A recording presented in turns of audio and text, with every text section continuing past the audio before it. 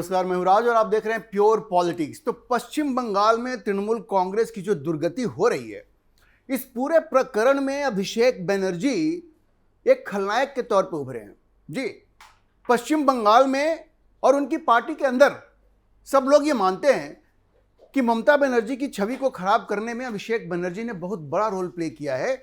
और अब तृणमूल कांग्रेस के जो सांसद हैं, कई सांसद हैं, ये मानते हैं कि अगर ममता बनर्जी ने इस तरह का वंशवाद नहीं किया होता और इस तरह से थोपा नहीं होता तो शायद उनकी यह दुर्गति नहीं हुई होती। अब मैं आपको बताऊं कि एक जो सांसद हैं तृणमूल कांग्रेस की, उनका तो यह मानना है कि ममता बनर्जी अभिषेक बनर्जी की मोह में बिल्कुल धृतराष्ट्र बन गई थी। धृतराष्ट्र, आपको याद है ना महाभारत के वो कैरेक्टर धृतराष्ट्र, जो दुर्योधन के प्रेम में इस कदर मोहपाश में बंध जाते हैं कि महाभारत हो गई। वहां पे महाभारत हो गई और पूरे कौरवों का नाश हो गया। कौरवों पांडवों में लड़ाई हुई और परिणाम क्या हुआ? कौरवों का नाश हो गया। तो यह कहा जा रहा है, मैं आपको बताऊंगा कि तृणमूल कांग्रेस की सांसद कौन है। तृणमूल कांग्रेस की इस सांसद का कहना है कि ममता बनर्जी अभिषेक बनर्जी के मोह में धृतराष्ट्र बन गई। और देखिए वही हो रहा है, जिस तरह से कौरवों का नाश हो गया एक धृतराष्ट्र की वजह से, जिसने पुत्र मोह में अन्याय का समर्थन किया, द्रौपदी का चीरहरण हुआ, यह सब कुछ हुआ और उसने चुपचाप उसको सहा ही नहीं, बढ़ावा ही दिया, लेकिन उसका परिणाम यह हुआ कि कौरवों का नाश हो गया। तो जिस तरह से ममता बनर्जी ने भी धृतराष्ट्र बनने की कोशिश क्या की, बन ही गई। तो आज स्थिति यह है कि तृणमूल कांग्रेस बिल्कुल नाश होने के कगार पे खड़ी है। तृणमूल कांग्रेस खत्म होने के कगार पे खड़ी है। विधायकों ने साथ छोड़ दिया, 80 में से 60 विधायकों ने अलग ग्रुप बना लिया। ऋतव्रत बनर्जी लीडर बन गए। यहां संसद में, लोकसभा में काकोली घोष दास्तीदार वो नए पैक की लीडर बन गई हैं। 20 सांसद उनके साथ हैं, सारे नाम भी सामने आ गए हैं और कुछ नाम तो चौंकाने वाले हैं। शत्रुघ्न सिन्हा का भी नाम है, सायोनी घोष हैं उसमें, माला रॉय हैं। खैर, तो जिस तरह से धृतराष्ट्र की वजह से कौरवों का नाश हो गया था, अब ममता बनर्जी के बारे में यह कहा जा रहा है कि जब से वो धृतराष्ट्र बनी तब से पार्टी विनाश की तरफ बढ़ने लगी और आज की तारीख में तृणमूल कांग्रेस बिल्कुल खत्म होने के कगार पर है। अब देखिए, मैंने आपको कहा कि एक सांसद हैं तृणमूल कांग्रेस की जिन्होंने कहा कि ममता बनर्जी धृतराष्ट्र बन गई हैं, उनका नाम है शताब्दी रॉय। शताब्दी रॉय ने यह बात कही है। शताब्दी रॉय का यह कहना है कि अभिषेक बनर्जी के मोह में ममता बनर्जी बिल्कुल धृतराष्ट्र हो गई। और उससे भी बड़ा आरोप यह है कि अभिषेक बनर्जी ने पार्टी के लोगों का जो एक्सेस था ममता बनर्जी के साथ, उसको खत्म कर दिया। उन्होंने पहले तो ममता बनर्जी की तुलना धृतराष्ट्र से की, कहा कि ये धृतराष्ट्र बन गई हैं। और जैसा मैंने आपको कहा, धृतराष्ट्र की वजह से महाभारत युद्ध हुआ, कौरवों का नाश हो गया, अब तृणमूल कांग्रेस का भी नाश हो रहा है। तो शताब्दी रॉय ये कहती हैं कि अभिषेक बनर्जी ने इतनी दूरी, इतनी खाई पैदा कर दी ममता बनर्जी और पार्टी के नेताओं के बीच में कि पार्टी के लोगों की आवाज ममता बनर्जी तक पहुंच ही नहीं पा रही थी। और देखिए, ये आरोप अभिषेक बनर्जी को लेकर के कोई पहली बार लग रहा है, ऐसा नहीं है। ये जो संदीपन साहा हैं, जो ऋतव्रत बनर्जी के साथ जिन्होंने विरोध किया था, उस लेटर का जो विधानसभा अध्यक्ष को भेजा गया था कि वो फर्जी नाम है, उसमें फर्जी हस्ताक्षर हैं, और जिन 2 लोगों को एक्सपेल किया गया था उनमें ऋतव्रत बनर्जी भी थे, संदीपन साहा भी थे। तो संदीपन साहा ने भी ऐसी ही एक बात कही थी कि किस तरह से अभिषेक बनर्जी के मोह में पड़कर ममता बनर्जी सीनियर लीडर्स का अपमान कर रही थी। संदीपन साहा ने क्या कहा था? उन्होंने कहा कि भाई, जब पार्टी चुनाव हार गई, उसके बाद भी जब विधायकों की बैठक बुलाई गई तो कहा गया कि भाई अभिषेक बनर्जी का खड़ा होकर के आप लोग सम्मान कीजिए, स्टैंडिंग ओवेशन दीजिए और उनके लिए तालियां बजाइए। उन्होंने कहा कि भाई अभिषेक बनर्जी इतना जूनियर व्यक्ति है, जो लोग तब से राजनीति कर रहे हैं जब या तो ये अभिषेक बनर्जी हाफ पैंट में होगा, स्कूल में होगा, या जन्म भी नहीं हुआ होगा, और उसके सम्मान में हम लोग ताली बजाएं, वो भी तब जब हम लोग चुनाव बुरी तरह से हार चुके हैं। जिस हार का खलनायक अभिषेक बनर्जी है, उस खलनायक के लिए हम सब लोग तालियां बजाएं? ये तो बड़े अपमान की बात है। तो देखिए अभिषेक बनर्जी, जैसा मैंने आपको कहा, ये खलनायक बन के उभरे हैं और अब लोग खुल करके बात कह रहे हैं, ममता बनर्जी को तो धृतराष्ट्र कह रहे हैं। वो इससे बड़ा अपमान और क्या हो सकता है? ये वही ममता बनर्जी हैं जिनके सामने ये लोग कभी सर उठाने की हिम्मत नहीं करते थे। आज खुल करके उनको ऐसे ऐसे नाम दिए जा रहे हैं, ऐसी ऐसी उपाधियां दी जा रही हैं। आप समझिए कि जब बुरा वक्त होता है तो यही होता है। राजनीति में जब तक आप जीत रहे होते हैं, हर चीज पे पर्दा पड़ा रहता है। अगर ये चुनाव भी अगर ममता बनर्जी जीत जाती तो फिर ये कोई नहीं कहता कि अभिषेक बनर्जी खलनायक बन गए हैं या ममता बनर्जी धृतराष्ट्र बन गई हैं। इंग्लिश में कहते हैं ना, nothing succeeds like success and nothing fails like failure. आप सक्सेस हो गए, हर चीज ढंक जाती है। आप फेल हो गए, आपकी अच्छी चीज भी लोगों को बुरी लगने लगेगी, लोग आपको उसके लिए भी ताने दे देंगे। तो सक्सेस इंपॉर्टेंट होता है। ये जो फेलियर ममता बनर्जी का हुआ है, उसने उनकी ऐसी बेइज्जती की है कि जीवन में उन्होंने कभी फेस नहीं किया होगा। क्योंकि देखिए ममता बनर्जी को लोग एक स्ट्रीट फाइटर के रूप में जानते हैं। वो कभी हार मानने वाली महिला नहीं रही हैं। उन्होंने कांग्रेस के खिलाफ विद्रोह किया, 1990s में सड़कों पे आकर के उन्होंने राजनीति की।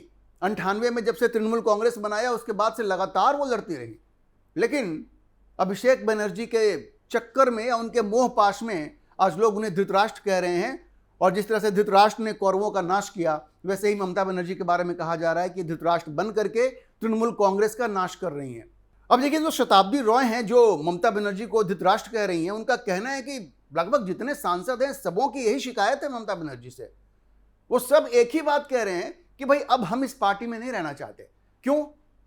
क्योंकि इस पार्टी में लोगों का सम्मान नहीं रहा। आपने एक ऐसे व्यक्ति को कमान दे दी है जो कभी उस सम्मान का हकदार नहीं है।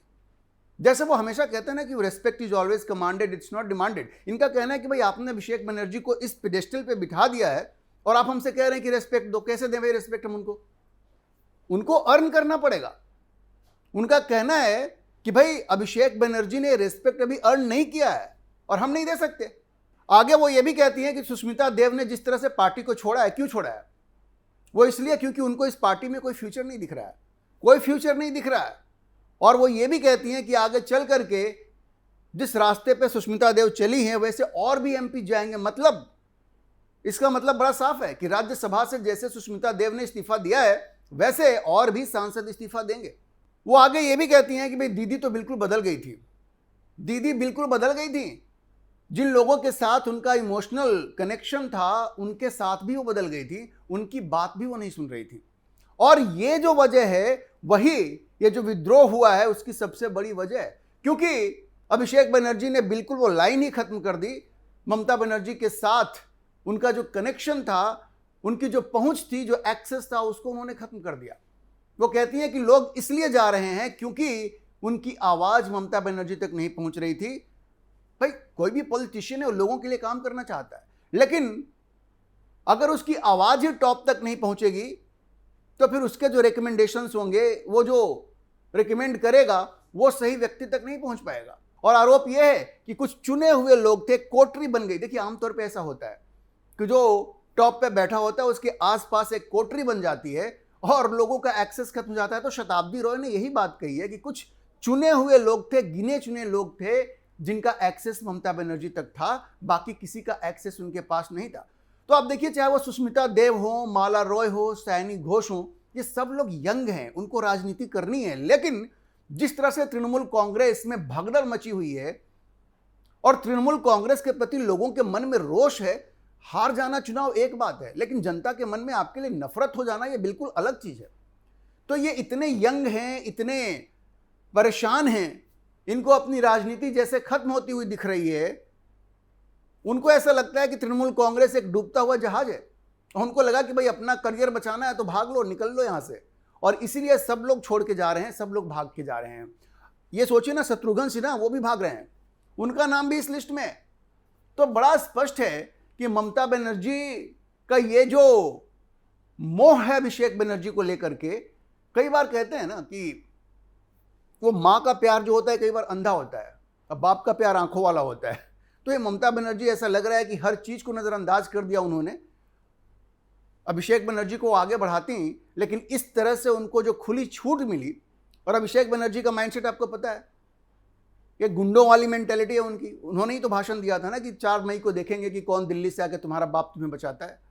तो इस गुंडे वाली मेंटेलिटी वाले व्यक्ति को आपने खुली छूट दे दी, उसने तो पार्टी बर्बाद कर दी, पार्टी बर्बाद कर दी, सबका अपमान करना शुरू कर दिया और सब लोग उससे उब गए। लोग अब आपको धृतराष्ट्र कह रहे हैं, तो ममता बनर्जी को सोचना चाहिए कि उन्होंने कितनी बड़ी गलती की है। तो देखिए, चाहे वो काकोली घोष दास्तीदार हों, चाहे माला रॉय हो, चाहे सैनी घोष हो, चाहे अब शत्रुघ्न सिन्हा हो, ये सब लोग उनके नाम की कसमें खाते थे। वो कहते थे ममता बनर्जी को हम कभी नहीं छोड़ेंगे, दीदी दीदी दीदी बिल्कुल सही है। सैनी घोष को तो आपने देखा होगा ना, सैनी घोष वो शख्स हैं जिन्होंने ममता बनर्जी को कहा था कि फ्यूचर की प्राइम मिनिस्टर हैं, वो आगे चल करके भारत की प्रधानमंत्री बनेंगी। ये किसने कहा था? सैनी घोष ने कहा था। और आज क्या हुआ सैनी घोष का? उनका दिल भी ऐसे टूट गया है कि उन्होंने भी इस डूबते हुए जहाज से भागने का फैसला कर लिया है। तो ऐसे ऐसे लोग जो जीने मरने की कस्में खाया करते थे ममता बनर्जी के साथ, वो भी पूरी तरह से हताश हो चुके। उन्हें डर है इस बात का कि पश्चिम बंगाल में कभी भी ऐसा हो सकता है कि जनता उनका पीछा कर देगी, अंडे फेंकने लगेगी, पत्थर फेंकने लगेगी, जो कि बाकी लोगों के साथ हो रहा है। तो वो इतना डर गए हैं, ये लोग इतना डर गए हैं कि जहाज छोड़ के भाग रहे हैं। और ममता बनर्जी हतप्रभ है, उनको समझ में नहीं आ रहा है कि क्या करे। वो लोग उनको सलाह दे रहे हैं कि भाई पार्टी को मर्ज कर दीजिए कांग्रेस के साथ, और कांग्रेस इस बात को समझ गई है कि अब इनके सामने कोई चारा नहीं है। तो कह रही है कांग्रेस कि भाई फॉर्मल प्रपोजल लेकर के आओ, तब हम विचार करेंगे, उसके बगैर हम विचार नहीं करेंगे। तो ममता बनर्जी की जीवन में ऐसी बेइज्जती तो कभी हुई नहीं होगी। उनको सोचना चाहिए कि ये जो सत्ता का मोह और ये कि किसी भी कीमत पे साम दंड भेद येन केन प्रकरण सत्ता में बने रहने की उनकी जो ख्वाहिश थी, उनकी जो इच्छा थी, सत्ता लोलुपता जो उनकी थी, उसने न सिर्फ उनको पद को उनसे छीना है, बल्कि उनकी प्रतिष्ठा को भी धूमिल कर दिया है। अब उनके अपने लोग उनको धृतराष्ट्र कह रहे हैं और कांग्रेस कह रही है कि हमारे साथ मिल जाओ, विलय कर लो, राहुल गांधी को नेता मान लो और राहुल गांधी के पीछे पीछे चलो। सोचिए, ममता बनर्जी की ऐसी बेइज्जती तो आपने कभी देखी नहीं होगी, और ना ममता बनर्जी ने कभी उम्मीद की होगी कि जीवन में उनको इस तरह की बेइज्जती का सामना करना पड़ेगा। लेकिन राजनीति में अगर आप गलत डिसीजन लेंगी, गलत लोगों को आगे बढ़ाएंगी, तो फिर आपको यही कीमत चुकानी पड़ेगी जो आज ममता बनर्जी को चुकानी पड़ रही है। ये उनको बैठ करके सोचना चाहिए। अभी के लिए इतना ही। हम इस खबर पर नजर बनाए रखेंगे और आपको अपडेट करते रहेंगे। इस विषय पर आप क्या सोचते हैं, अपनी राय कमेंट बॉक्स में जरूर लिखें। और अगर आपको वीडियो पसंद आया हो तो आप इसे लाइक करें, शेयर करें और हमारे चैनल को सब्सक्राइब जरूर करें।